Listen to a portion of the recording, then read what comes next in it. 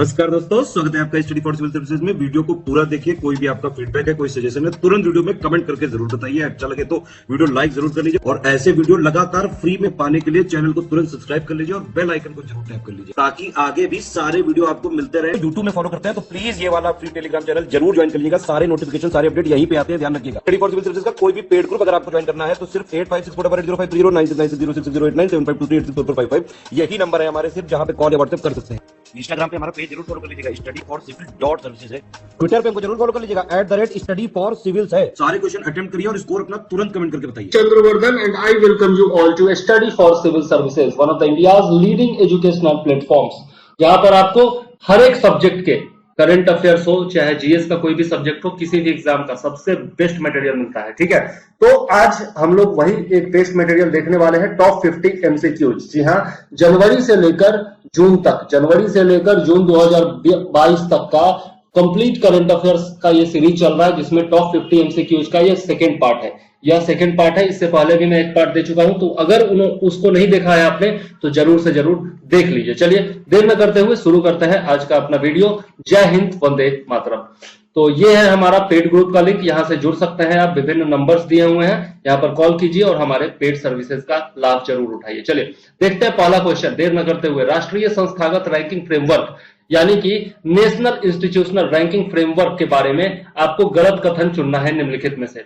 तो पहला है कि यह जो है 7वां संस्करण है एनआईआरएफ का। दूसरा है कि Indian institute of science Bengaluru जो है वो शीर्ष पर है, टॉप पर है। और तीसरा है संस्थानों का जो मूल्यांकन किया जा रहा है वह 6 पैरामीटर्स यानी कि 6 मापदंडों पर किया जा रहा है, इवैल्यूएट उनको। और लास्ट है कि उपरोक्त सभी सही है, मतलब कि सारे जितने भी कथन दिए गए हैं वो सारे सही हैं। तो आपको अब सही आंसर बताना है। चलिए देख लेते हैं एनआईआरएफ रैंकिंग के बारे में। सबसे पहले तो यहाँ पर देखिए, यहाँ पर जो आपको पैरामीटर्स दिख रहा है 1 2 3 4 5, टोटल पैरामीटर्स कितने दिख रहे हैं? 5 पैरामीटर्स दिख रहे हैं। और क्वेश्चन में क्या दिया गया है? 6 पैरामीटर्स की बात की गई है। तो कौन सा गलत हो जाएगा? सी जो ऑप्शन है आपका वो गलत हो जाएगा यहाँ पर। ठीक है, पैरामीटर्स कितने हैं? 5 है, ये याद रखिएगा। ठीक है, कौन कौन से पैरामीटर्स है और उनका मार्क्स कितना है? मार्क्स सबका 100 है, देख सकते हैं। और वेटेज कितना है वो आपको यहाँ पर दिया हुआ है। तो वेटेज याद रखने की जरूरत नहीं है, पैरामीटर्स याद रखिए। पहला है टीचिंग, लर्निंग एंड रिसोर्सेज, दूसरा है रिसर्च एंड प्रोफेशनल प्रैक्टिस, तीसरा है ग्रेजुएशन आउटकम्स, चौथा है आउटरीच एंड इंक्लूसिविटी और उसके बाद है परसेप्शन। ठीक है, और यह जो है आपका मिनिस्ट्री ऑफ एजुकेशन के द्वारा जारी किया जा रहा है 2015 से। एनआईआरएफ याद रखिएगा, नवंबर 2015 से यह जारी किया जा रहा है। और Indian institute of science Bengaluru जो है वो टॉप किया है इस बार यूनिवर्सिटी कैटेगरी में। ठीक है, और यह 7 सालों से लगातार जो है कंसेक्यूटिवली यह टॉप करता आ रहा है। ठीक है, और Indian institute of technology Madras जो है वह फर्स्ट पोजीशन बरकरार रखे हुए है ओवरऑल कैटेगरी में। ठीक है, तो याद रखिएगा, एक है ओवरऑल कैटेगरी, एक है यूनिवर्सिटीज कैटेगरी। ठीक है, और ये जो है 4 साल से लगातार अपना ओवरऑल कैटेगरी में आईआईटी मद्रास जो है वो अपना टॉप पोजीशन बनाए रखे हुए। ठीक है, याद रखिएगा। और इंजीनियरिंग कैटेगरी में आईआईटी मद्रास जो है वो लगातार 7 सालों से टॉप पोजीशन पर है, यह भी याद रखना है। चलिए नेक्स्ट देख लेते हैं। नेक्स्ट क्वेश्चन हमारा क्या है? नेक्स्ट है, उपभोक्ताओं को सशक्त और अधिकारों के प्रति जागरूक बनाने के लिए उपभोक्ता मामलों के विभाग ने हाल ही में किस नाम से एक शुभंकर लॉन्च किया है? In order to empower and make consumers aware of rights, The Department of Consumer Affairs has recently launched a mascot by which name? तो मैस्कॉट का नाम क्या है? ज्योति है, ज्योत्सना है, जागृति है या जिज्ञासा है? सारे नाम तो बहुत अच्छे हैं लड़कियों के, लेकिन यहाँ पर जो आपका है वो है जागृति। जागृति याद रखिएगा, जागृति जो है वो शुभंकर है, उपभोक्ता मामलों के विभाग के द्वारा हाल ही में जारी किया गया है। इसके बारे में देखें तो यहाँ पर उपभोक्ताओं को सशक्त बनाना, एम्पावर करना वो इसका उद्देश्य है। और उनमें जो है अवेयरनेस लाना, अवेयरनेस क्रिएट करना उनके राइट्स के प्रति, यही इसका उद्देश्य है। और जागृति को लॉन्च किया गया है, जागृति शुभंकर को। ठीक है, और जागरूकता के लिए विषय क्या है? तो उपभोक्ता संरक्षण अधिनियम 2019 के प्रावधान जो है, ठीक है, provisions of consumer protection act 2019, hallmarking जो होती है उसके बारे में, और फिर national consumer helpline toll free number जो है 1915, इसके बारे में जागरूक करना। इसके अलावा provisions of weight and measures, मतलब कि बाट और माप का जो अधिनियम होता है उसका प्रावधान से उनको जागरूक करना, उसके बारे में जानकारी देना। केंद्रीय उपभोक्ता संरक्षण प्राधिकरण के निर्णय और शिकायत निवारण पर उपभोक्ताओं की टिप्पणियां इत्यादि बताना। ठीक है, तो यही सब है। इसके बारे में जागरूकता फैलाने के लिए जागृति नाम से एक शुभंकर लॉन्च किया गया। ठीक है, चलिए नेक्स्ट देख लेते हैं। वर्ष 2022-23 के लिए एससीओ शंघाई कॉर्पोरेशन ऑर्गेनाइजेशन की सांस्कृतिक और पर्यटन राजधानी के रूप में किस शहर का city has been selected as the cultural and tourism capital of SCO for the year 2022-23। ठीक है, तो देख लेते हैं, मथुरा है, वाराणसी है, अयोध्या है या उज्जैन है। ठीक है, इसमें क्या हो जाएगा आंसर? आंसर हो जाएगा वाराणसी। यहाँ पर SCO जो है इसका मुख्यालय कहाँ है ये जरा बताइएगा मुझे। शंघाई कॉर्पोरेशन ऑर्गेनाइजेशन का मुख्यालय कहाँ है, हेडक्वार्टर कहाँ है, ये जरा कमेंट में आप बताइएगा। ठीक है, चलिए देख लेते हैं इसके बारे में। तो इसके बारे में देखें तो SCO जो है शंघाई कॉर्पोरेशन ऑर्गेनाइजेशन, उसने एक नया रोटेशन इनिशिएटिव निकाला है। ठीक है, इसके तहत सांस्कृतिक विरासत वाले जितने भी शहर है सदस्य राष्ट्रों के, उनको हर एक साल अलग अलग शहर को पर्यटन राजधानी के रूप में घोषित किया जाएगा। और वाराणसी जो है इस प्रकार से नामित पहला शहर बन गया है। ये बहुत ही ज्यादा इंपॉर्टेंट बात है। ठीक है, 15 से 16 सितंबर 2022 तक समरकंद उज्बेकिस्तान में शिखर सम्मेलन आयोजित किया जाएगा। और भारत जो है वो शंघाई कॉर्पोरेशन ऑर्गेनाइजेशन की अध्यक्षता भी संभालेगा। तो याद रखिएगा, SCO का नया शिखर सम्मेलन कहाँ होगा? समरकंद उज्बेकिस्तान में होगा, सितंबर 2022 में। ठीक है, ये एक और क्वेश्चन यहाँ से आपका निकल गया। SCO का गठन जो हुआ था वो 15 जून 2001 को हुआ था। ठीक है, फॉर्मेशन इसका। और SCO के मेंबर कंट्रीज कौन कौन है? टोटल 8 मेंबर कंट्रीज हैं। चाइना है, कजाकिस्तान है, किर्गिस्तान है, तजाकिस्तान है, उज्बेकिस्तान है, रूस है, इंडिया है और पाकिस्तान है, जिसमें भारत और पाकिस्तान को 9 जून 2017 को सदस्यता मिली थी। ठीक है, तो ये आपको याद रखना चाहिए SCO के बारे में। और मुख्यालय कहाँ है? जानबूझ करके मैंने नहीं लिखा है, आपको कमेंट में बताना है SCO का मुख्यालय कहाँ है, हेडक्वार्टर कहाँ है। चलिए आगे देख लेते हैं। टाइम मैगजीन द्वारा जारी घूमने के लिए 50 असाधारण स्थानों की सूची में भारत के कौन सा शहर शामिल है? West cities from India featured in the list of world's 50 greatest places of 2022 release by Time magazine. किसके द्वारा जारी किया गया है? टाइम मैगजीन के द्वारा जारी किया गया है। ठीक है, और कौन कौन सा शहर है? ऑप्शन है अहमदाबाद, बेंगलुरु, अहमदाबाद केरल, केरल और बेंगलुरु और काशी और केरल। आंसर क्या हो जाएगा? अहमदाबाद और केरल। ठीक है, इसमें दोनों को टैग दिया गया है, अलग अलग टैग दिया गया है जो कि आपको याद रखना चाहिए। तो चलिए देखते हैं टैग क्या है। सबसे पहले तो केरल को इसलिए चुना गया है क्योंकि समुद्र तटों और बैक वाटर के लिए यह प्रसिद्ध है। अहमदाबाद को क्यों चुना गया है? तो साबरमती रिवर फ्रंट हो गया, गांधी आश्रम है, इन सब के लिए ये फेमस है। और सांस्कृतिक पर्यटन के लिए मक्का इसको कहा जाता है। ठीक है, याद रखिएगा, सांस्कृतिक पर्यटन का मक्का किसको कहा जाता है?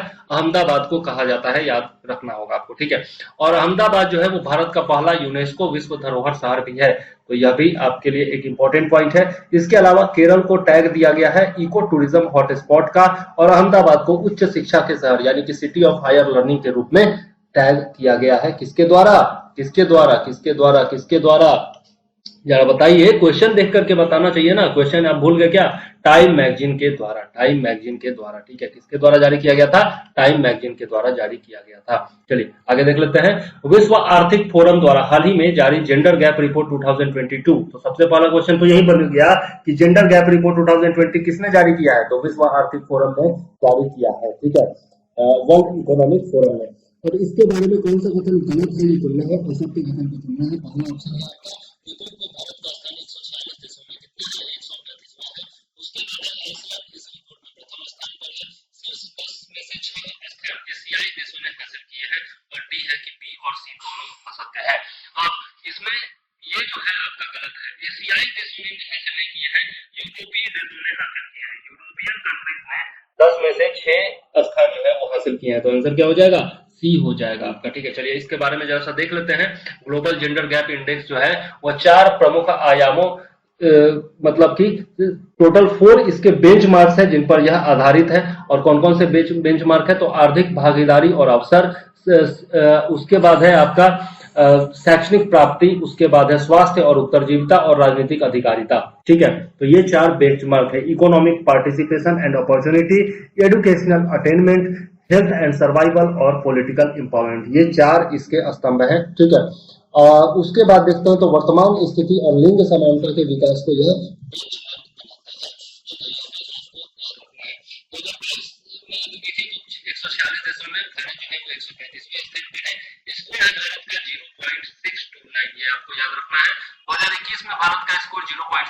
था, और 156 देशों में 140वें स्थान पर था भारत। ठीक है, आइसलैंड जो है वो पहले स्थान पर है वर्ल्ड वार में, और उसके बाद फिनलैंड और नॉर्वे का स्थान है, यह भी आपको याद रखना है। और जैसा मैंने बताया कि 10 में से 6 स्थान जो है वो यूरोपीय देशों को मिले हैं। उनमें कौन कौन है? आइसलैंड है, फिनलैंड है, नॉर्वे है, स्वीडन है, आयरलैंड है और जर्मनी है।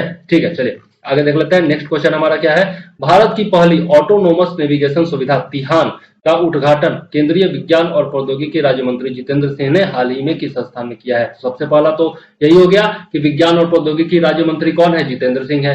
दूसरा, उद्घाटन किसने किया, जितेंद्र सिंह ने किया। तीसरा, तिहान क्या है, तो ऑटोनोमस नेविगेशन सुविधा है, ठीक है। और उसके बाद तब क्वेश्चन, मतलब एक ही क्वेश्चन में मैंने 4-5 पॉइंट्स को इंक्लूड कर दिया ताकि आपको कोई दिक्कत ही ना हो इस संबंध में, ठीक है। तो IIT Roorkee, IIT Delhi, IIT Madras और आईआईटी हैदराबाद, आंसर क्या हो जाएगा, आईआईटी हैदराबाद हो जाएगा।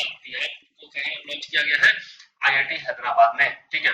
उद्घाटन तो आपको बता दिया मैंने कि किसने किया। 130 करोड़ रुपए इसके मतलब इसमें लागत आया है, यह भी आपको याद रखना है। आईआईटी हैदराबाद में इसका उद्घाटन किया गया। तिहान का फुल फॉर्म क्या है, technology innovation hub on autonomous navigation. तो ये भी पूछा जा सकता है, कभी कभार फुल फॉर्म भी पूछ दिया जाता है, ठीक है। स्थानीय और वैश्विक स्तर पर उद्योग, शिक्षा और अनुसंधान एवं विकास प्रयोगशालाओं के बीच उच्च गुणवत्ता वाली अनुसंधान सुविधा प्रदान करने हेतु अगली पीढ़ी के स्मार्ट मोबिलिटी तकनीक को इसमें दर्शाया गया है। Smart mobility technology for the next generation to provide high quality research facilities between industry, academia and R&D laboratories locally and globally. तो ये है तिहान का उद्देश्य जो है, किस लिए बनाया गया है, ये मैंने आपको बताया। चलिए नेक्स्ट देख लेते हैं। नेक्स्ट क्वेश्चन क्या है हमारा, बाल संरक्षण सेवाएं प्रदान करने के लिए लॉन्च मिशन वात्सल्य के संबंध में असत्य कथन चुने। तो सबसे पहला तो क्वेश्चन यही हो गया, मिशन वात्सल्य क्यों लॉन्च किया गया है, तो बाल संरक्षण सेवाएं प्रदान करने के लिए, यानी कि चाइल्ड प्रोटेक्शन सर्विसेज प्रोवाइड ये करेगा। अब कथन दिए गए हैं, महिला और बाल विकास मंत्रालय की पहल है। दूसरा है मिशन वात्सल्य परियोजना अनुमोदन बोर्ड की अध्यक्षता महिला एवं बाल विकास मंत्रालय के सचिव करेंगे। और तीसरा है कि योजना के क्रियान्वयन के लिए फंड केंद्र तथा राज्य शासित प्रदेशों के बीच में कितने 50-50 के अनुपात में बांटा जाएगा। तो मतलब फंड जो डिस्ट्रीब्यूट किया जाएगा, डिवाइड किया जाएगा, वो 50-50 में किया जाएगा। और लास्ट है कि बोथ ए एंड बी, तो इसमें क्या हो जाएगा, यहाँ पर जो आपका फंड है ना वो 60:50, मतलब केंद्र 60:40 के अनुपात में किया जाएगा, ठीक है। 50-50 नहीं है, 60-40 है, ये याद रखिएगा। तो आंसर क्या हो जाएगा आपका सी जो है वो आपका असत्य है, ठीक। चलिए तो इसमें देख लेते हैं इसके बारे में थोड़ा सा। मिशन वात्सल्य परियोजना के क्रियान्वयन के लिए ये जो मैंने बताया 60-40 के अनुपात में बांटा जाएगा फंड को, ठीक है। और उसके बाद पूर्वोत्तर राज्यों उत्तराखंड, हिमाचल प्रदेश और केंद्र शासित प्रदेश जम्मू कश्मीर के लिए जो फंड होगा वो 90:10 के अनुपात में होगा। मतलब सेंटर इज टू स्टेट देख ले या फिर यूटी देख ले तो ये कितना हो जाएगा, 90 सेंटर का हो जाएगा और 10 हो जाएगा किसका, यूटीज का या फिर स्टेट्स का हो जाएगा। कौन से स्टेट्स, तो नॉर्थ ईस्टर्न स्टेट्स, ठीक है। चलिए आगे देख लेते हैं। नेक्स्ट क्वेश्चन हमारा क्या है, नेक्स्ट है हमारा कि स्टार्टअप पर जानकारी इकट्ठा करने और इसके लिए व्यवस्थित पाठ्यक्रम बनाने के उद्देश्य से स्टार्टअप स्कूल इंडिया पहल की शुरुआत किसने की है। Who has launched the Startup School India initiative with the objective of gathering information on startups and creating a systematic curriculum for it? Google, Facebook, Tesla, Microsoft। कौन सा हो जाएगा, आंसर हो जाएगा गूगल की यह पहल है, ठीक है, याद रखिएगा। छोटे शहरों के स्टार्टअप्स की मदद करने के लिए गूगल की खास पहल है। वित्त प्रौद्योगिकी, कारोबार से कारोबार यानी कि बिजनेस टू बिजनेस, और कारोबार से उपभोक्ता ई कॉमर्स यानी कि business to consumer e commerce, ठीक है। भाषा, सोशल मीडिया और नेटवर्किंग के अलावा जॉब सर्च से जुड़े स्टार्टअप इसमें शामिल होंगे। तो कौन कौन से स्टार्टअप शामिल होंगे ये मैंने बताया। उसके बाद भारत में इस समय करीब 70,000 स्टार्टअप्स मौजूद हैं और दुनिया में स्टार्टअप्स का तीसरा सबसे बड़ा केंद्र है। यह भी एक इंपॉर्टेंट है कि भारत का स्थान स्टार्टअप्स के मामले में कौन सा है, तीसरा है, ठीक है। और नकदी का कुप्रबंधन, मांग के आकलन में गड़बड़ी, निष्प्रभावी फीडबैक, नेतृत्व का अभाव, इन सब के कारण 90% जो स्टार्टअप है वो शुरुआत के 5 सालों में ही नाकाम हो जाते हैं। क्यों हो जाते हैं, तो मिस मैनेजमेंट इसका कारण है। उसके अलावा मिस मैनेजमेंट ऑफ डिमांड है, इनइफेक्टिव फीडबैक है और लैक ऑफ लीडरशिप है, ठीक है। तो ये सब कारण है जिससे स्टार्टअप जो है 90% वो 5 साल के अंदर ही बंद हो जाते हैं या फिर विफल हो जाते हैं, ठीक है। चलिए नेक्स्ट देख लेते हैं। नेक्स्ट क्वेश्चन क्या है, हाल ही में समाचारों में हर्मिट जो है वो लगातार न्यूज में रहा है। तो क्या है यह, व्हाट इज हर्मिट, ठीक है। तो यह स्पेस एक्स का नया उपग्रह है या नया स्पाईवेयर है, हवा पर मार करने वाला मिसाइल है या नई पर्यटन पहल है। आंसर क्या हो जाएगा, नया ये स्पाईवेयर है, मतलब जासूसी जो आपका सॉफ्टवेयर होता है वो है, ठीक है। एक जासूसी स्पाईवेयर है और इसने क्या किया, इटली और कजाकिस्तान में एंड्रॉइड डिवाइस के साथ साथ आईफोन्स को भी टारगेट किया। पहले जो होते थे वो एंड्रॉइड डिवाइसेस को टारगेट किया करते थे, लेकिन इसने आईफोन्स को भी टारगेट किया। और कहां कहां? इटली और कजाकिस्तान में, याद रखिएगा। और इसे क्लाउड आधारित सुरक्षा कंपनी लुक आउट ने खोजा है। लुक आउट ने यह पता लगाया कि यह हर्मिट जो है वो एंड्रॉइड फोन्स और आईफोन्स को टारगेट कर रहा है। ठीक है, हर्मिट स्पाईवेयर जो है वो ऑडियो रिकॉर्ड करने के साथ साथ कॉल लॉग, संदेश, फोटो, ईमेल एकत्र करने के लिए विभिन्न मॉड्यूल का उपयोग करता है। जैसे बाकी सब स्पाईवेयर्स करते हैं वैसे ही ये भी करता है। आपके call logs, messages, photos, emails, ये सब को वो देख सकता है। ठीक है, चलिए आगे देख लेते हैं। नेक्स्ट क्वेश्चन क्या है? के फोन, के फोन जो है याद रखिएगा किस राज्य का अपना फाइबर ऑप्टिक नेटवर्क है। तो सबसे पहले तो के फोन पूछा जा सकता है, के फोन क्या है? तो फाइबर ऑप्टिक नेटवर्क है, किस राज्य का है वो ऑप्शन में देखेंगे। और दूरसंचार विभाग के द्वारा दूरसंचार विभाग के द्वारा आईटी अवसंरचना परियोजना के लिए एक इंटरनेट सेवा प्रदाता लाइसेंस देने की बात इसको की गई है। मतलब which state has its own fiber optic network के फॉन to which the department of telecommunications granted the internet service provider licence for an IT infrastructure project. तो यह कर्नाटक, केरल, आंध्र प्रदेश या तेलंगाना, कहाँ का है? कर्नाटक। ये के से कर्नाटक भी होता है, के से केरला होता है, लेकिन याद रखिएगा ये जो है आपका केरला का है। ठीक है, तो के फॉन केरला, याद रखिएगा के फॉन केरला। ठीक, केरल जो है एकमात्र राज्य बन गया है जिसके पास अपनी इंटरनेट सेवा होगी। और सभी सेवा प्रदाताओं के लिए सभी जितने भी आपके कोर नेटवर्क इंफ्रास्ट्रक्चर है, इंफॉर्मेशन हाईवे है, ठीक है, ये सब के लिए सूचना राजमार्ग यहाँ पर बनाया जाएगा केरल में। ठीक है, नेटवर्क इंफ्रास्ट्रक्चर बनाएगा ये सबसे पहले तो के फोन जो है।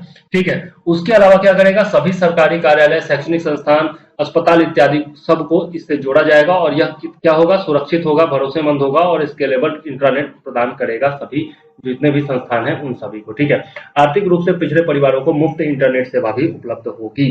के FON will create a core network infrastructure information highway, जिसको कहा जाता है for all service providers and provide secure, reliable and scalable internet to connect all government offices, जो कि हो गए एजुकेशनल इंस्टीट्यूट्स हो या फिर हॉस्पिटल्स एक्सेट्रा जो भी हो। ठीक है, और फ्री इंटरनेट सर्विस तो प्रोवाइड की जाएगी गरीब परिवारों को। ठीक है, चलिए आगे देख लेते हैं। राष्ट्रीय फैशन प्रौद्योगिकी संस्थान निफ्ट का 17वां परिसर का उद्घाटन पीयूष गोयल ने हाल ही में कहा किया है। ठीक है, तो यह देखना है हमको पंचकुला हरियाणा, रेवाड़ी हरियाणा, गुड़गांव हरियाणा या फिर कोई नहीं। ठीक है, तो यह जो है पंचकुला में किया गया है। 17वां परिसर है यह, आपको याद रखना है, निफ्ट का। ठीक है, और उद्घाटन किसने किया? पीयूष गोयल ने किया। छोटे मोटे जो एग्जाम होते हैं उसमें पूछा जा सकता है कि कौन सा परिसर है, मतलब किस कौन से नंबर का ये निफ्ट है, और उसके बाद ये भी पूछा जा सकता है किसने उद्घाटन किया। छोटे मोटे एग्जाम से पूछा जा सकता है। और कहाँ किया गया? तो पंचकुला हरियाणा में किया गया। ठीक है, याद रखिएगा। ठीक है, और ये वही दिया हुआ है। मनोहर लाल खट्टर भी, हरियाणा के जो मुख्यमंत्री हैं, वो भी उपस्थित थे इसमें। संस्थान का जो 20% सीट होगा वो हरियाणा के लोगों के लिए आरक्षित होगा। और तत्कालीन कपड़ा मंत्री जो थी स्मृति ईरानी, उन्होंने 2016 में इसकी आधारशिला रखी थी। लागत इसका कितना है? 133.16 करोड़ रुपए है, याद रखना है। ठीक है, चलिए नेक्स्ट देख लेते हैं। केंद्र सरकार के हर घर तिरंगा अभियान के लिए नोडल मंत्रालय कौन सा है? बहुत ही इंपॉर्टेंट क्वेश्चन हो जाता है। नोडल मंत्रालय बराबर यूपीएससी और पीसीएस में पूछा जाता है। ठीक है, तो हर घर तिरंगा अभियान, ठीक है, ये जो है आपका 15 अगस्त तक 15 अगस्त को विभिन्न जितने भी आम नागरिक हैं वो अपने अपने घरों में तिरंगा फहराए, इसके लिए यह अभियान है हर घर तिरंगा अभियान। ठीक है, और संस्कृति मंत्रालय, पर्यटन मंत्रालय, गृह मंत्रालय या फिर शिक्षा मंत्रालय, किसको बनाया गया है? तो संस्कृति मंत्रालय को इसके लिए नोडल मिनिस्ट्री बनाया गया है। चलिए देख लेते हैं। 75वें स्वतंत्रता दिवस के उपलक्ष्य में राष्ट्रव्यापी अभियान है और अपने अपने आवासों पर राष्ट्रीय ध्वज फहराने के लिए नागरिकों को प्रोत्साहित करना इसका उद्देश्य है। आजादी का अमृत महोत्सव के तहत इसको शुरू किया गया है। और ये आपको याद रखना जरूरी है, ये पॉलिटी का पार्ट है। 3 पार्ट मैंने पॉलिटी से लिया है और बहुत ही इंपॉर्टेंट पॉइंट है कि भारतीय राष्ट्रीय ध्वज के उपयोग, प्रदर्शन और फहराने के लिए भारतीय ध्वज संहिता 2002 द्वारा दिशा निर्देश दिया जाता है। डायरेक्शन किससे मिलता है? भारतीय ध्वज संहिता, national flag code of India 2002 के द्वारा। ठीक है, और यह जो है कब फोर्स में आया था? तो 26 जनवरी 2002 से ये लागू हो गया था भारतीय ध्वज संहिता। याद रखिएगा 2002, याद रखिएगा। ठीक है, और लंबाई और चौड़ाई का अनुपात कितना होता है हमारे नेशनल फ्लैग का? 3:2 होता है। ठीक है, और नेशनल फ्लैग को डिजाइन किसने किया था ये जरूर आप कमेंट में बताइएगा। नाम, उनका नाम बताइएगा जिन्होंने नेशनल फ्लैग को डिजाइन किया था। ठीक है, चलिए आगे देख लेते हैं। सड़क परिवहन और राजमार्ग मंत्री नितिन गडकरी के अनुसार भारत के पहले एलिवेटेड अर्बन एक्सप्रेसवे की शुरुआत 2023 में हो जाएगी और इसका नाम क्या है?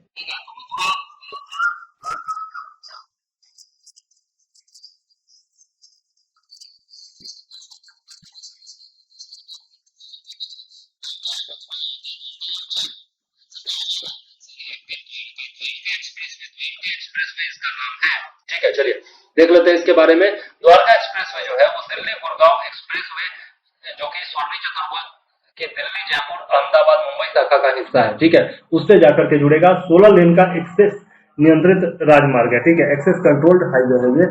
कॉस्ट इसकी कितनी आ रही है? 9,000 करोड़ रुपए इसकी लागत आ रही है और 29 किलोमीटर टोटल 19 किलोमीटर हरियाणा में होगा और 10 किलोमीटर ही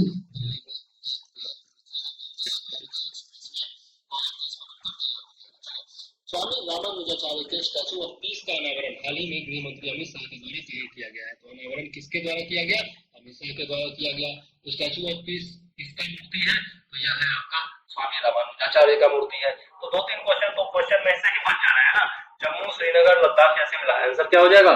श्रीनगर। श्रीनगर में किया गया है यह उद्घाटन, ठीक है। चलिए, तो जम्मू कश्मीर के श्रीनगर में किया गया, ठीक है, 7 जुलाई 2022 को किया गया वीडियो कॉन्फ्रेंसिंग के माध्यम से, ठीक है। और यह जो है स्टैचू ऑफ पीस है। प्रतिमा जो है वो 4 फीट ऊंचाई है। ऊंचाई कितनी है? 4 फीट है और शुद्ध सफेद मकराना संगमरमर से बना हुआ है, ठीक है, तो याद रखिएगा। और लगभग 600 किलो इसका वजन है।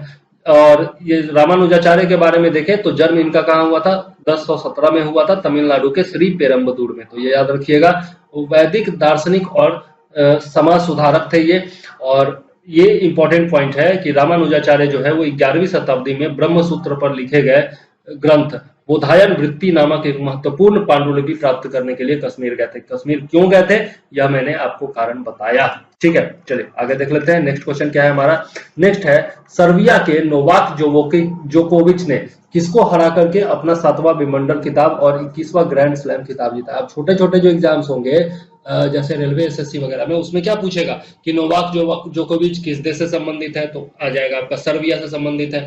और कौन सा ग्रैंड स्लैम खिताब उन्होंने जीता है? तो 21वां जीता है। और कौन से नंबर का विंबलडन खिताब है? तो 7वां है। तो ये 3 क्वेश्चन तो छोटे मोटे एग्जाम्स के लिए ऊपर ही बन जाते हैं। और किसको हरा करके जीता है? तो Rafael Nadal, Nick Kyrgios, Ons Jabeur और मैनुअल ओरेंटेस। आंसर क्या हो जाएगा? निक किर्गियोस को हरा करके उन्होंने जीता है फाइनल में, ठीक है।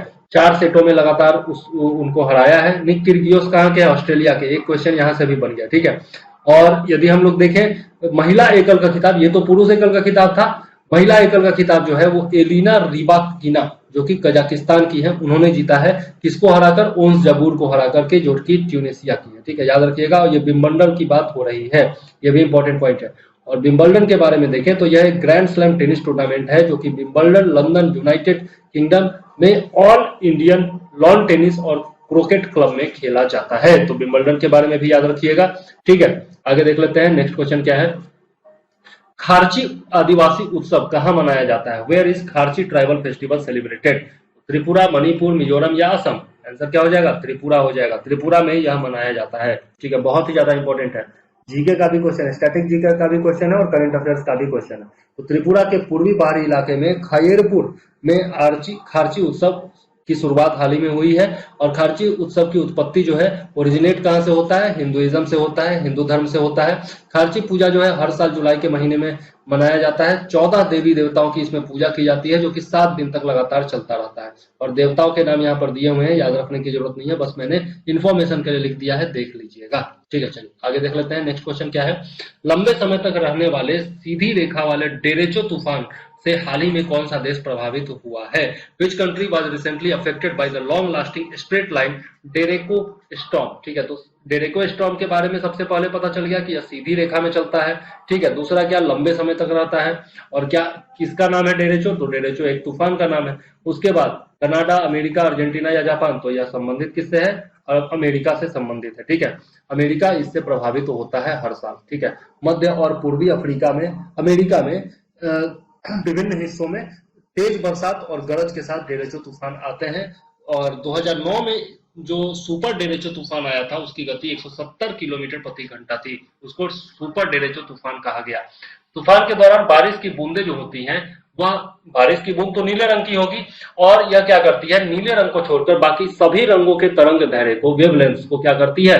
यह क्या करती है?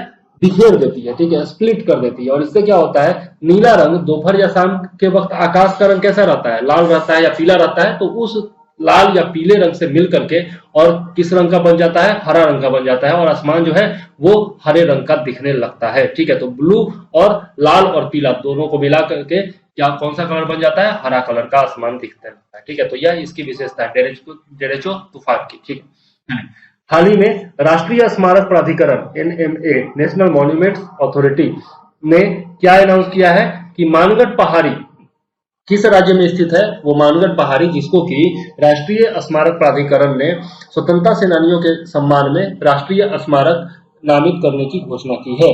तो राजस्थान, मध्य प्रदेश, उत्तर प्रदेश या फिर गुजरात, कहां पर स्थित है?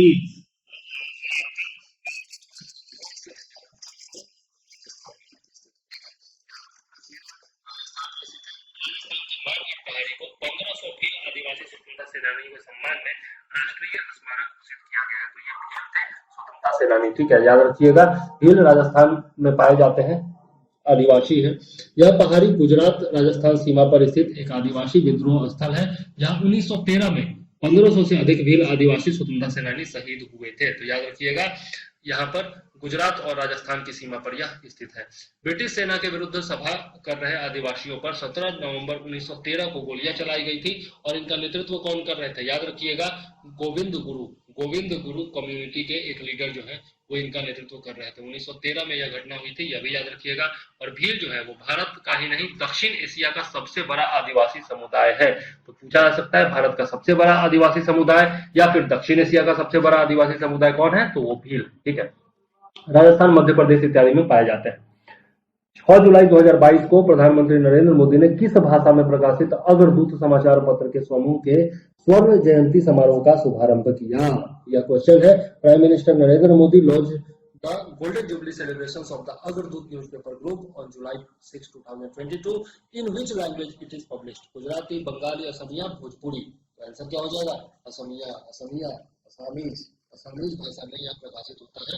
अग्रदूत की शुरुआत जो है वो असमिया भाषा में एक द्विसाप्ताहिक के रूप में हुई थी। ठीक है, मतलब 2 सप्ताह में एक बार यह जो है आपका आता है। ठीक है, इसकी स्थापना असम के वरिष्ठ पत्रकार कनक सेन डेका ने की थी। बहुत ज्यादा इंपॉर्टेंट है, कनक सेन डेका का नाम याद रखिएगा, जो कि सीनियर जर्नलिस्ट है असम से। ठीक है, वर्ष 1995 में दैनिक अग्रदूत का एक नियमित दैनिक समाचार पत्र के रूप में प्रकाशन शुरू हुआ। तो प्रकाशन कब शुरू हुआ? 1995 में, याद रखिएगा।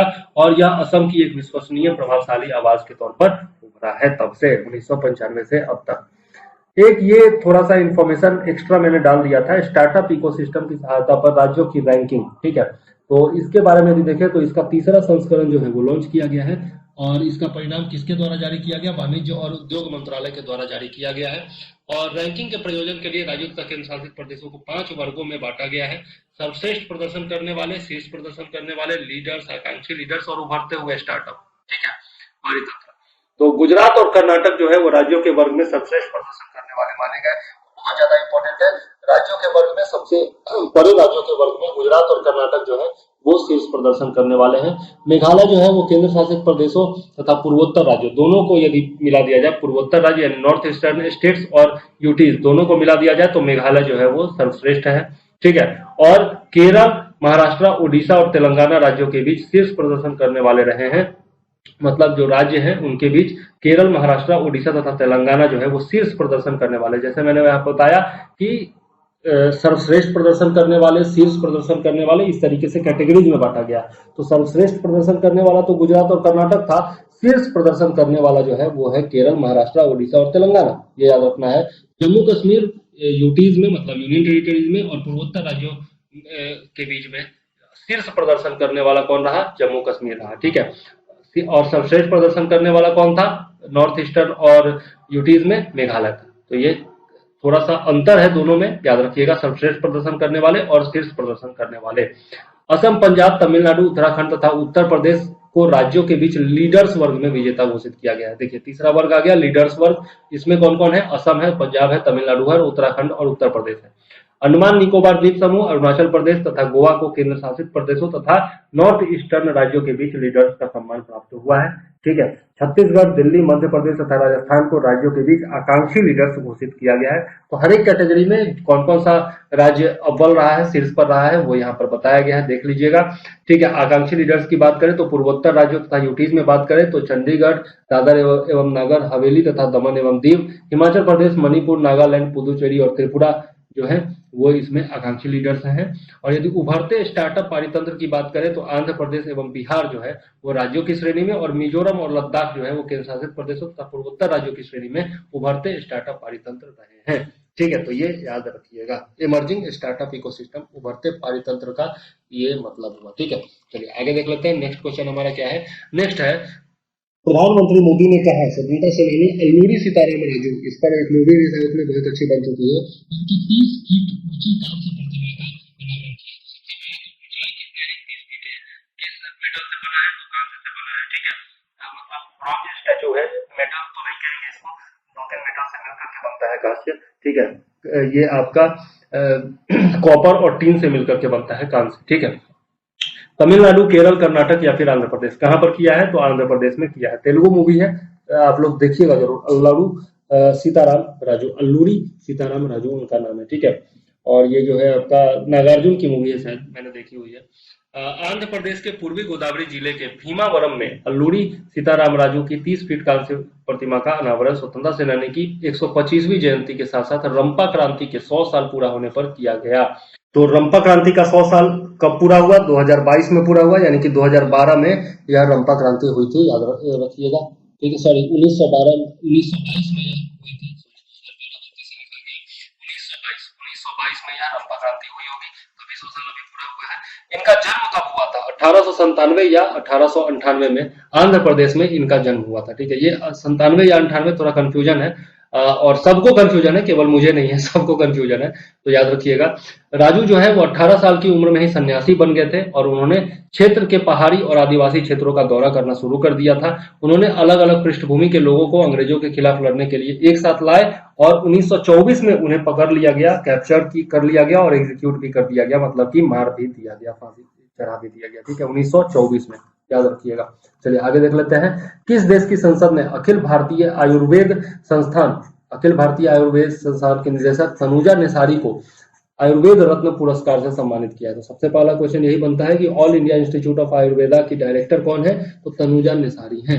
और इनको सम्मानित किसने किया है? तो America, United kingdom, Japan, Nepal, किसने किया है? यूनाइटेड किंगडम की संसद ने किया है। कौन से पुरस्कार से? आयुर्वेद रत्न सम्मान इनको दिया गया। ठीक है, तो याद रखिएगा।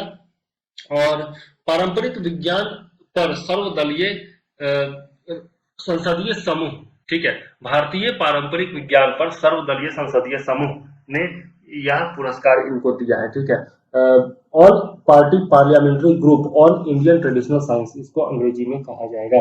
ठीक है, यह सम्मान उन्हें भारत और विदेशों में आयुर्वेद के विकास को बढ़ावा देने में उनके योगदान के लिए दिया गया है। 2014 में यह जो आपका सर्वदलीय संसदीय समूह है, या 2014 में आयुर्वेद, योग, ज्योतिष, वास्तु, यूनानी और संगीत के प्रसार के लिए स्थापित किया गया था, गठन इसका किया गया था इस समूह का। ठीक है, संसदीय समूह का, जिसने सम्मान दिया है। चलिए नेक्स्ट क्वेश्चन देख लेते हैं। किस राज्य सरकार ने महिलाओं के लिए नारी को नमन योजना शुरू किया है? तो योजना का नाम क्या है? नारी को नमन। और यह किसने शुरू किया? उत्तराखंड, राजस्थान, हिमाचल प्रदेश, हरियाणा। किसने शुरू किया? हिमाचल प्रदेश ने शुरू किया। हिमाचल प्रदेश ने यह शुरू किया है, नारी को नमन, नारी को नमन। हिमाचल प्रदेश के मुख्यमंत्री जयराम ठाकुर है, याद रखिएगा, उन्होंने नारी को नमन कार्यक्रम शुरुआत किया है।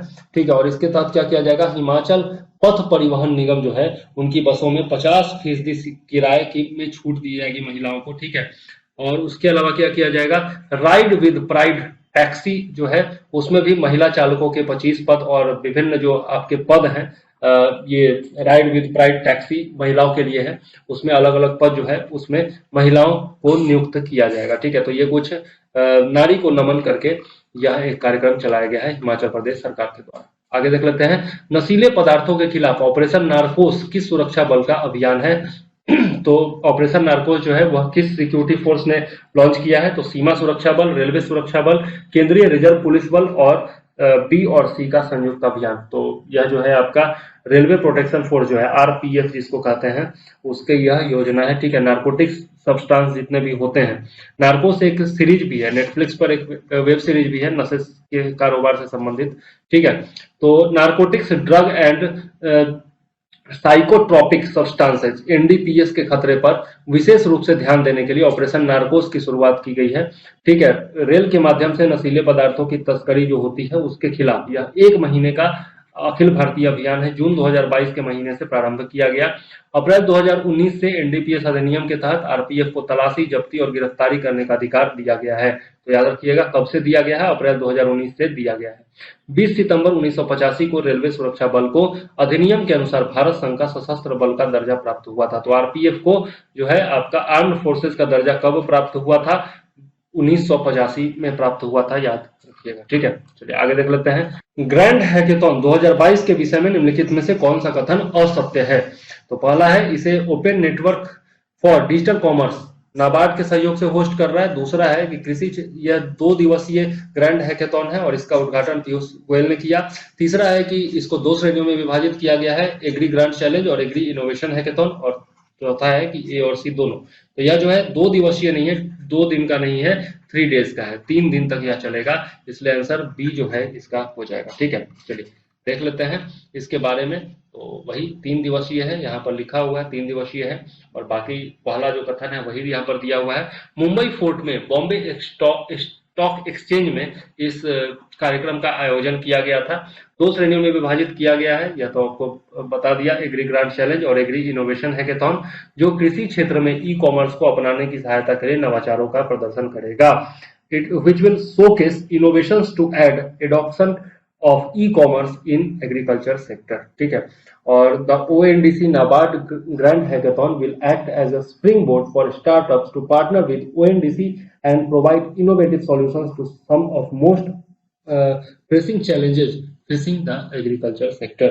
मतलब यह जो हैकेथॉन है वह ओएनडीसी के साथ साझेदारी करने के लिए स्टार्टअप्स के लिए एक स्प्रिंग बोर्ड के रूप में कार्य करेगा और कृषि क्षेत्र की कुछ सबसे अहम जो चुनौतियां हैं उनके लिए नवाचार समाधान प्रदान करेगा। चलिए आगे देख लेते हैं। भारतीय सेना के डेजर्ट कोर ने सीमा और तटीय सुरक्षा के पहलुओं पर सुरक्षा मंथन 2022 का आयोजन कहाँ किया? तो सुरक्षा मंथन 2022 जो है वो क्या है, सबसे पहले तो यही क्वेश्चन बन गया। तो सीमा और तटीय सुरक्षा के पहलुओं पर यह आयोजित किया गया।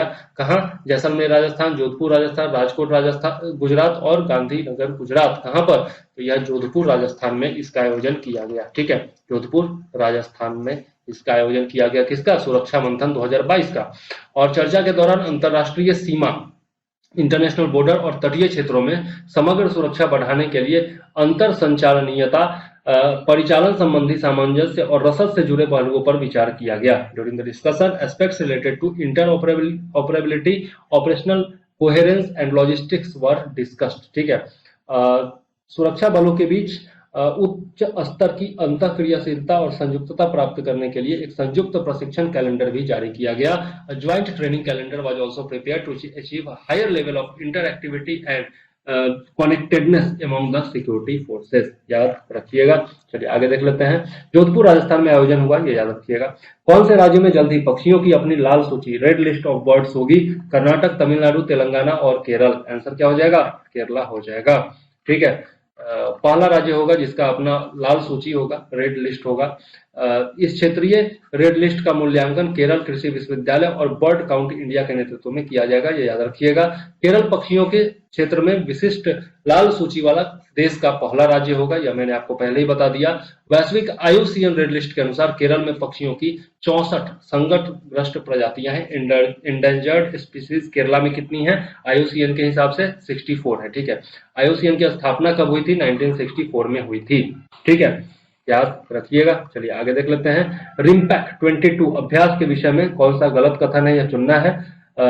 पहला है कि 29 जून से 4 अगस्त तक हवाई द्वीप और दक्षिणी कैलिफोर्निया में इसका आयोजन हुआ।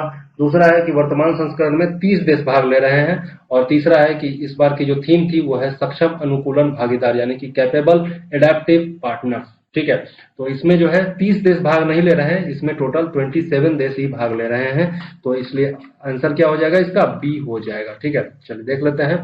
INS सतपुरा जो है वो इसमें भाग ले रहा है, जो कि आपका, और एक और है P-81 समुद्री गश्ती विमान। ठीक है, ये दोनों जो है वो इसमें भाग ले रहे हैं रिम्पैक में 2022 में। ठीक है, और यह जो है आपका ये इसका जो हिंदी में नाम है वो है अमेरिकी नौसेना ने प्रशांत के द्वैवार्षिक रिम, इसका जो है फुल फॉर्म है। ठीक है, biannual rim of the Pacific, rim of the Pacific. RIMPAC जो फुल फॉर्म है वो है rim of the Pacific. Pacific का मतलब यहाँ पर प्रशांत महासागर से है, पैसिफिक ओशियन से है।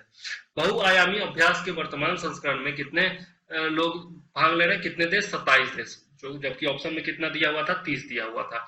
और इसमें INS सतपुड़ा के बारे में देखें तो यह स्वदेशी रूप से डिजाइन और निर्मित 6000 टन निर्देशित मिसाइल स्टील्थ फ्रिगेट है, जो हवा, सतह और पानी के नीचे विरोधियों को तलाशने और नष्ट करने के लिए सुरक्षित है। INS Satpura is an indigenously designed and built 6,000 ton guided missile stealth frigate equipped to seek and destroy adversary in air, surface and underwater. The frontline unit of Eastern Fleet based in Visakhapatnam, याद रखिएगा विशाखापत्तनम में स्थित पूर्वी बेड़े की एक अग्रिम पंक्ति की इकाई है। ठीक है, तो पूर्वी बेड़े का अग्रिम पंक्ति का इकाई कहाँ स्थित है? विशाखापत्तनम में स्थित है, यह याद रखिएगा। चलिए आगे देख लेते हैं। तो हाल ही में चर्चा में रहा किबुल लामजाओ राष्ट्रीय उद्यान किस राज्य में स्थित है? असम, मणिपुर, मिजोरम और मेघालय। तो यह जो है मणिपुर में स्थित है, लोकटक झील के ऊपर यह स्थित है। ठीक है, याद रखिएगा मणिपुर में लोकटक झील पर स्थित केबुल लामजाओ राष्ट्रीय उद्यान दुनिया का एकमात्र तैरता हुआ राष्ट्रीय उद्यान है। तो यह एक स्टैटिक जी का क्वेश्चन भी बन गया। केबुल लामजाओ नृत्य करने वाले हिरन सांगई का अंतिम प्राकृतिक आवास है। ठीक है, इसको जो है आपका विलुप्त घोषित, एक्सटिंक्ट घोषित कर दिया गया था, लेकिन बाद में यह जो है आपका मणिपुर में कुछ संख्या में पाया गया। ठीक है, IUCN रेड लिस्ट में इनको लुप्त प्राय घोषित किया गया है। साइट्स की सूची में परिशिष्ट 1 में है और वन्य जीव संरक्षण अधिनियम 1972 में अनुसूची 1 में है। कौन? सांगई, याद रखिएगा। सांगई को क्या कहा जाता है? नृत्य करने वाला हिरन कहा जाता है, डांसिंग डियर भी इसको कहा जाता है, सांगई हिरन को। ठीक है, चलिए, और कहाँ पाया जाता है? मणिपुर में। चलिए, प्रतिवर्ष किस दिन दुनिया भर के लोक सेवाओं के प्रति सम्मान, लोक सेवाओं या सेवकों के प्रति सम्मान और कृतज्ञता स्वरूप संयुक्त राष्ट्र लोक सेवा दिवस मनाया जाता है? लोक सेवा की एग्जाम की ही तैयारी कर रहे हैं आप लोग, उत्तर प्रदेश या फिर बिहार या फिर किसी भी स्टेट के PCS की तैयारी कर रहे हैं, लोक सेवा की ही तैयारी कर रहे हैं, तो याद रखिएगा 23 जून, 23 जुलाई, 24 जून, 25 जुलाई। आंसर क्या हो जाएगा? 23 जून। 23 जून को यह किया जाता है आयोजन, United Nations public service day. Okay, चलिए देख लेते हैं। घोषणा इसकी जो की गई थी 2002 में की गई थी, संयुक्त राष्ट्र महासभा के द्वारा 23 जून को ही की गई थी, इसीलिए यह 23 जून को मनाया जाता है। और 2003 से संयुक्त राष्ट्र जन सेवा पुरस्कार की भी शुरुआत की गई थी, यह याद रखिएगा। और वर्ष 2016 में सतत विकास के लिए वर्ष 2030 एजेंडा के अनुसार इसको अपडेट किया गया। ठीक है, यह भी याद रखिएगा। और 2022 का जो विषय है वो क्या है? कोविड-19 से बेहतर तरीके से निर्माण करना, सतत विकास लक्ष्यों को पूरा करने के लिए नवीन साझेदारी को बढ़ाना, building better than COVID, developing innovative partnership to meet the sustainable development goals. ठीक है, तो यह जो है आपका थीम है, याद रखिएगा। चलिए आगे देख लेते हैं। भारतीय नौसेना ने भारतीय जहाजों की सुरक्षा हेतु ऑपरेशन संकल्प की शुरुआत कहाँ की है? ऑपरेशन संकल्प कहां पर शुरू किया गया है? फारस की खाड़ी, ओमान की खाड़ी, बंगाल की खाड़ी, ए और बी दोनों। आंसर क्या हो जाएगा? ए और बी दोनों, पर्शियन गल्फ में और ओमान की खाड़ी में। ठीक है, ये दोनों जगह पर यह शुरुआत किया गया ऑपरेशन संकल्प का। ठीक है,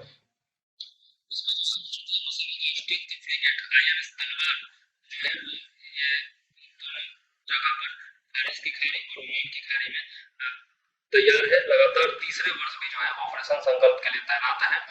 ठीक है, भारतीय नौसेना ने खाड़ी क्षेत्र में बिगड़ती सुरक्षा स्थिति के मद्देनजर जून 2019 में ओमान की खाड़ी में व्यापारिक जहाजों पर हमले के बाद हरमुज जल डमरू मध्य से गुजरने वाले भारतीय जहाजों के लिए सुरक्षित मार्ग को सुनिश्चित करने के उद्देश्य से 19 जून 2019 को खाड़ी क्षेत्र में समुद्री सुरक्षा संचालन अभियान का कोड ऑपरेशन संकल्प के रूप में शुरू किया था। ठीक है, तो याद रखिएगा ऑपरेशन संकल्प क्यों चालू किया गया था? तो यहाँ पर जो है आपका ओमान की खाड़ी में व्यापारिक जितने भी जहाज थे उन पर लगातार हमला हो रहा था, उसी के मद्देनजर यह किया गया था। और कौन सा अपना तैनात कौन सा है? तो INS तलवार तैनात है, याद रखिएगा।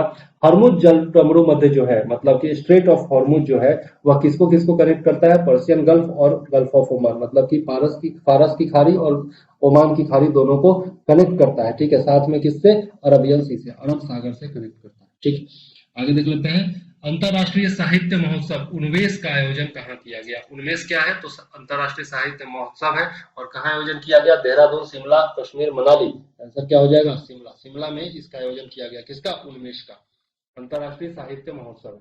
संस्कृति मंत्रालय, भारत सरकार और साहित्य अकादमी ने इसका आयोजन किया 16 से लेकर 18 जून 2022 तक हिमाचल प्रदेश सरकार के कला और संस्कृति विभाग के सहयोग से। ठीक है, शिमला में इसमें देखते हैं तो 15 देशों के 425 से ज्यादा लेखकों ने और बाकी लोगों ने भाग लिया, स्टेक होल्डर्स ने, ठीक है। और इसमें जो है अंतरराष्ट्रीय साहित्य महोत्सव जो है वह देश का सबसे बड़ा साहित्य महोत्सव है, ये याद रखिएगा। उनमें जो है वह देश का सबसे बड़ा साहित्य महोत्सव है, ठीक। आगे देख लेते हैं नेक्स्ट क्या है। ई गवर्नेंस सेवाओं के वितरण में भारत के सभी केंद्र शासित प्रदेशों में शीर्ष पर कौन है? Top among all union territories of India in the delivery of e governance services. Ladakh, Delhi, Jammu Kashmir और अंडमान निकोबार। कौन सा है? कौन सा है? जम्मू और कश्मीर है, ठीक है। ई गवर्नेंस की डिलीवरी में टॉप पर है। तो केंद्रीय मंत्री जो हैं आपके डॉक्टर जितेंद्र सिंह, उन्होंने राष्ट्रीय ई गवर्नेंस सेवा वितरण आकलन 2021 NESDA 2021 का दूसरा संस्करण जारी किया है, ठीक है। तो सेकेंड एडिशन है, ये याद रखिएगा। जम्मू कश्मीर ई गवर्नेंस सेवाओं के वितरण में भारत के सभी केंद्र शासित राज्यों में सबसे ऊपर है। इसने सालाना लगभग 200 करोड़ रुपए बचाने में सक्षम बना है। चूंकि ई गवर्नेंस चल रहा है तो वहां पर 200 करोड़ रुपए की बचत हुई है। केंद्रीय कार्मिक मंत्रालय के प्रशासनिक सुधार विभाग की पहल पर तैयार की गई राष्ट्रीय e governance service delivery assessment report, ठीक है। तो किसके द्वारा तैयार की गई है? केंद्रीय कार्मिक मंत्रालय के प्रशासनिक सुधार विभाग के द्वारा। याद रखिएगा, जम्मू कश्मीर सुशासन सूचकांक वाला देश का पहला केंद्र शासित बन गया। Jammu Kashmir become the first union territory in the country to have the good governance index, ठीक है। तो याद रखिएगा। चलिए आगे देख लेते हैं नेक्स्ट क्या है। भारत गौरव ट्रेन की पहली सेवा कहां से शुरू हुई? गांधीनगर, कोयम्बटूर, हैदराबाद, मथुरा। कहां से शुरू हुई है? कोयम्बटूर से शुरू हुई है, याद रखिएगा। चलिए देख लेते हैं।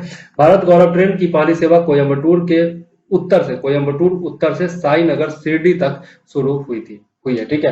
भारत गौरव ट्रेन घरेलू पर्यटन को बढ़ावा देने के लिए देखो अपना देश पहल के तहत केंद्र सरकार की पहल है, ठीक है। याद रखिएगा।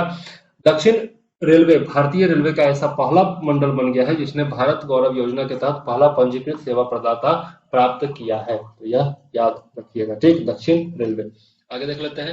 विश्व बाल श्रम निषेध दिवस की शुरुआत किस संगठन ने की थी? याद रखिए, संयुक्त राष्ट्र, अंतरराष्ट्रीय श्रम संगठन, संघाई सहयोग संगठन, उपरोक्त में से कोई नहीं। तो क्या हो जाएगा? इंटरनेशनल लेबर ऑर्गेनाइजेशन, ILO का मुख्यालय कहाँ है? जरा कमेंट में लिख के बताइएगा, ठीक है। अंतरराष्ट्रीय श्रम संगठन ILO के द्वारा 2002 में विश्व बाल श्रम निषेध दिवस की शुरुआत की गई। याद रखिएगा, 12 जून को प्रतिवर्ष संयुक्त राष्ट्र के द्वारा यह मनाया जाता है। और थीम क्या था इस बार का? बाल श्रम को समाप्त करने के लिए सार्वभौमिक सामाजिक संरक्षण, universal social protection to end child labour. चलिए आगे देख लेते हैं और कमेंट में जरूर लिखिएगा ILO का हेडक्वार्टर का है। अग्निवीर के प्रत्येक विशिष्ट बैच के कितने जवानों को सशस्त्र बलों के नियमित कैडर में नामांकित किया जाएगा? How many personnel from each elite batch of Agniveer will be enrolled in the regular cadre of the armed forces? 20%, 30%, 25%, 35%। यह तो बहुत चर्चा में रहा है, आसान क्वेश्चन है। 25% हो जाएगा। 25% जो होंगे उन्हीं को परमानेंट पोजीशन दिया जाएगा, बाकी लोगों को बाहर कर दिया जाएगा इंसेंटिव वगैरह दे करके। और इस पर बहुत ज्यादा चर्चा भी हुई है, ठीक है। तो यह एक आकर्षक भर्ती योजना है, ये तो आपको पता ही होगा, ठीक है। और 4 साल का टोटल अवधि होगा काम करने का, ठीक है। और सेवा अधिनियम के तहत जो है इसको सभी बलों में नामांकित किया जाएगा और इसकी प्रक्रिया जो है वो शुरू भी हो चुकी है, ठीक है। सशस्त्र बलों में एक अलग रैंक बनाएंगे ये लोग, ठीक है, जो अग्निवीर होंगे और किसी भी मौजूदा रैंक से अलग होंगे, ये इंपॉर्टेंट पॉइंट है। 11.71 लाख रुपए इनको सेवानिधि पैकेज दिया जाएगा। 48 लाख रुपए का गैर अंशदायी जीवन बीमा कवर भी होगा। Non contributory life insurance cover of 48 lakh.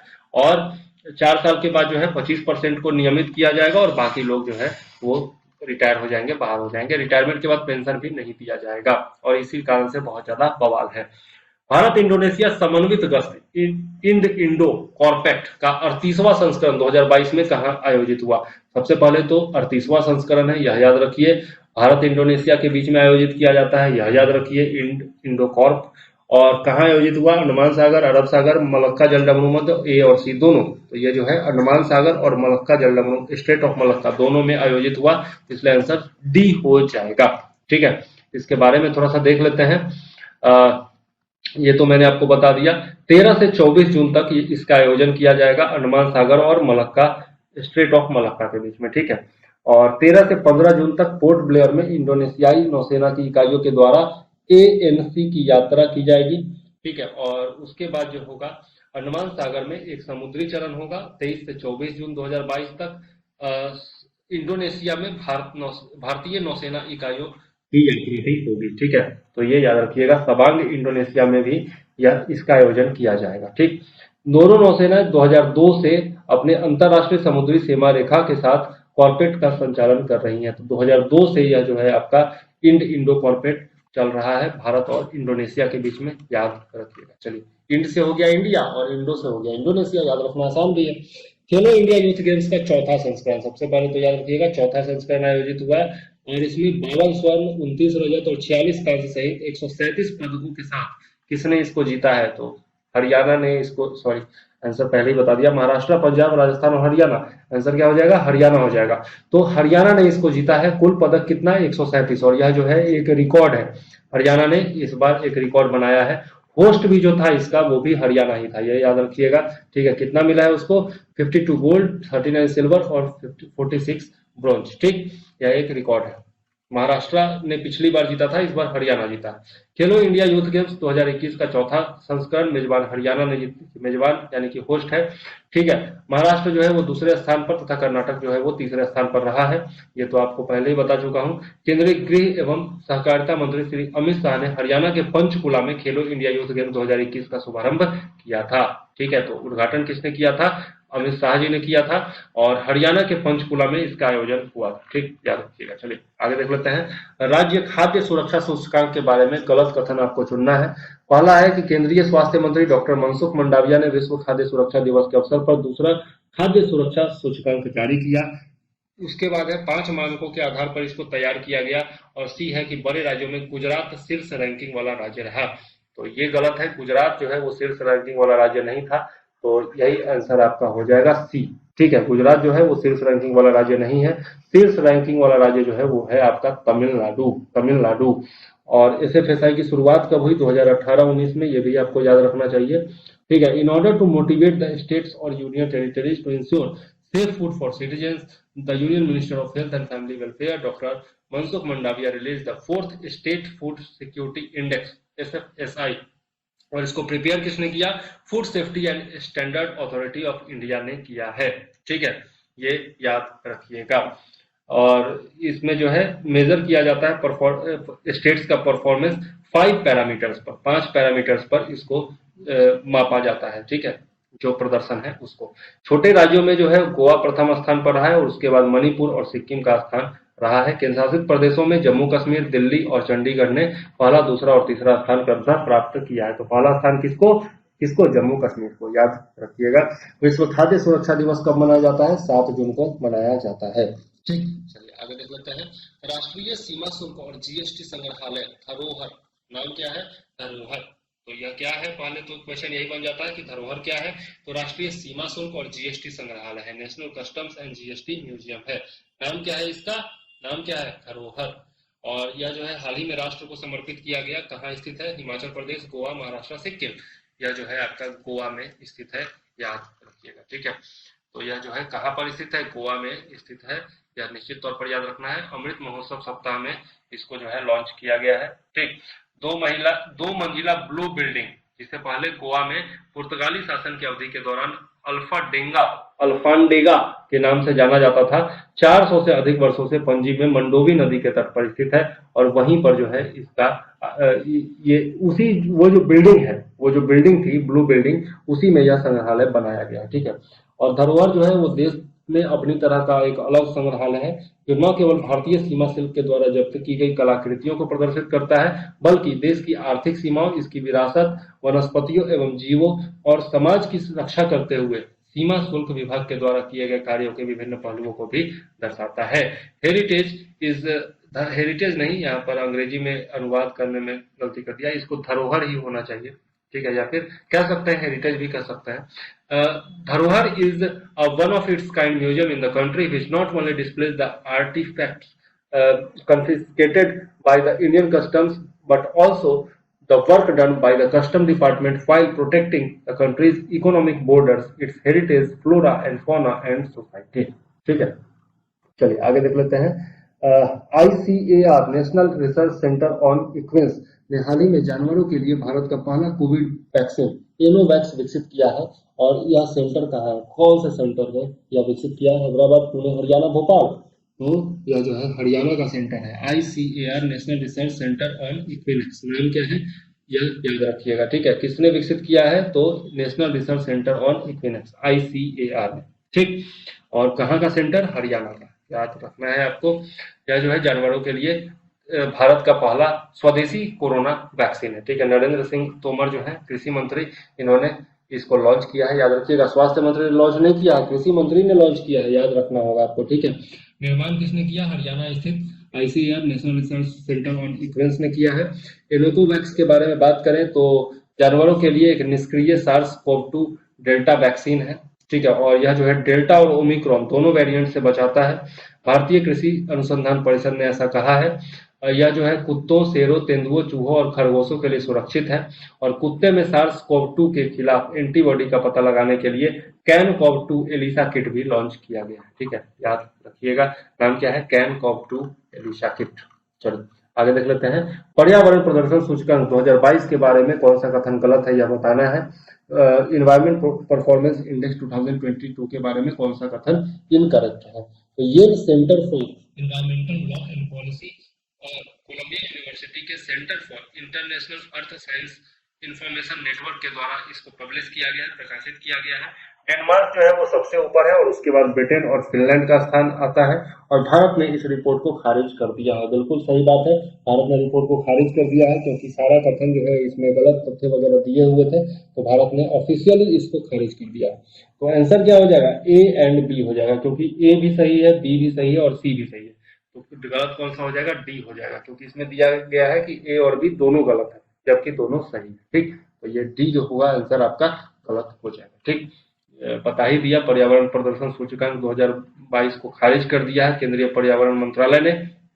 और पर्यावरण को लेकर जारी सूचकांक में भारत को 180 देशों के लिस्ट में सबसे निचले पायदान पर रखा गया था, जबकि पर्यावरण पर अच्छा काम हो रहा है भारत में यार। सबसे नीचे कम से कम पाकिस्तान के नीचे तो नहीं हो सकता ना, तो सही बात है, खारिज करना चाहिए। भारत को जो है 18.9 स्कोर दिया गया, म्यांमार को 19.4, फिर वियतनाम को देख सकते हैं, पाकिस्तान को भी 24.6 पॉइंट मिला है, तो यह जो है गलत बात है। और चीन को 161वां स्थान दिया है गया है 28.4 अंकों के साथ, ठीक है।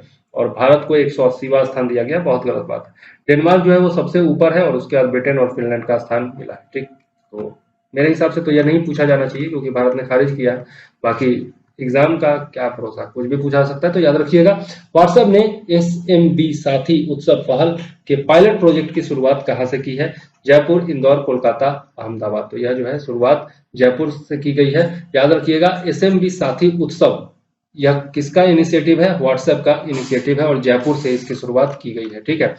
और जयपुर में कहां से, तो जयपुर के जौहरी बाजार और बापू बाजार से इसकी शुरुआत की गई है। और पहल का उद्देश्य क्या है, तो छोटे व्यवसायों को व्हाट्सएप बिजनेस एप्लीकेशन जैसे डिजिटल माध्यमों को अपनाने में मदद करना है, ठीक है। चलिए आगे देख लेते हैं। तीनों फॉर्मेट में भारतीय टीम की कमान संभाल चुकी किस महिला क्रिकेट खिलाड़ी ने हाल ही में संन्यास की घोषणा की है। स्मृति मंदाना, हरमनप्रीत कौर, मिताली राज और झूलन गोस्वामी। इसमें क्या हो जाएगा, मिताली राज हो जाएगा। हाल ही में मिठू करके इनकी बायोग्राफी भी पर मूवी भी बनी है। झूलन गोस्वामी जो थी बहुत ही बेहतरीन फास्ट बॉलर थी, इनका खेल मैंने देखा हुआ है, आप लोग भी इनके बारे में पता करिएगा। और मिताली राज की बात करें तो 8 जून 2022 को अंतर्राष्ट्रीय क्रिकेट से इन्होंने संन्यास ले लिया। पहला अंतर्राष्ट्रीय मैच इन्होंने 1999 में खेला था और तीनों फॉर्मेट में भारतीय टीम की कप्तान रही है। टोटल इन्होंने 12 टेस्ट मैच खेले हैं, 232 एक दिवसीय मैच खेले हैं और 89 T20 मैच इन्होंने खेले हैं। बतौर खिलाड़ी और बतौर कप्तान दोनों को मिला करके ये है आंकड़ा, ठीक है, याद रखिएगा। महिला क्रिकेट में सर्वाधिक 10,868 रन इन्होंने बनाए हैं पूरे वर्ल्ड में, सबसे ज्यादा। और रिकॉर्ड 6 विश्व कप खेलने वाली दुनिया की पहली महिला क्रिकेटर है। 200 एक दिवसीय मैच खेलने वाली भी इकलौती महिला क्रिकेट खिलाड़ी यह है, ठीक है, दुनिया की। आगे देख लेते हैं। भारत गौरव टूरिस्ट ट्रेन भारत को किस देश से जोड़ने वाली पर्यटक रेलगाड़ी है। तो भारत गौरव किस देश से कनेक्ट करती है इंडिया को, यह पूछा गया है।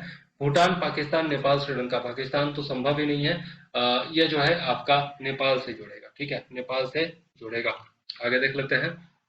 भारत गौरव टूरिस्ट ट्रेन, ठीक, नेपाल से जोड़ने वाली यह पर्यटक गाड़ी है। दिल्ली के सफदरजंग रेलवे स्टेशन से यह जो है शुरू हुआ, हरी झंडी दिखाकर रवाना किया गया और पहली बार जो है भारत और नेपाल एक पर्यटक रेलगाड़ी से जुड़ जाएंगे।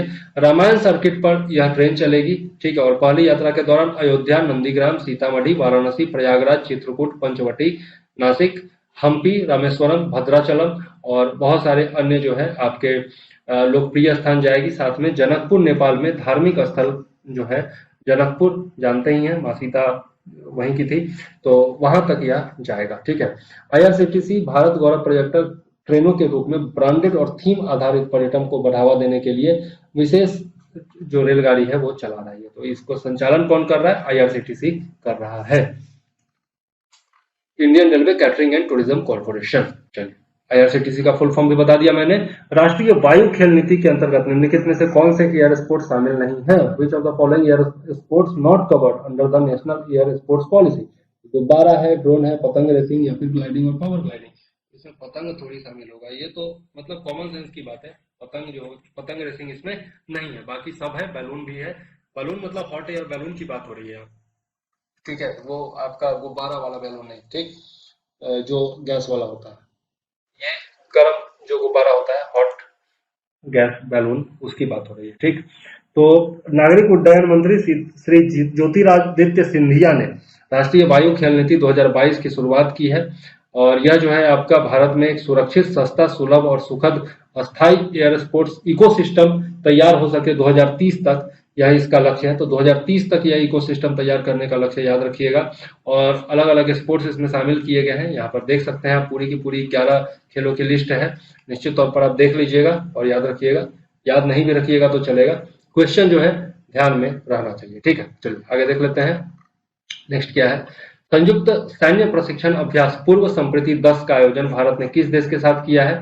नेपाल, भूटान, श्रीलंका या बांग्लादेश? तो यह जो है आपका पूर्व संप्रति का आयोजन जो है वो बांग्लादेश के साथ किया जाता है। ठीक है, याद रखिएगा, बांग्लादेश के साथ आयोजन किया गया है। द्विपक्षीय रक्षा सहयोग के भाग के रूप में 5 जून से लेकर 16 जून 2022 तक। ठीक है, और बांग्लादेश के जसोर सैन्य स्टेशन पर इसका आयोजन किया गया है, यह भी आपको याद रखना है।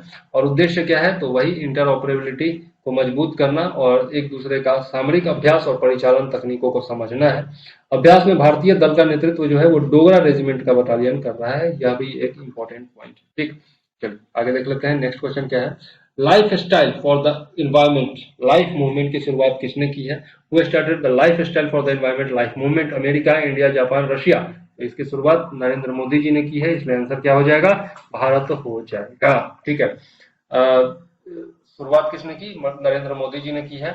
और यह लॉन्च जो है दुनिया भर के लोगों, समुदायों और संगठनों को पर्यावरण के प्रति जागरूक जीवन शैली अपनाने के लिए प्रेरित करने के मकसद से शुरू किया गया है। ठीक है, और यह जो है आपका life global call for papers की भी शुरुआत जो है वो की गई है।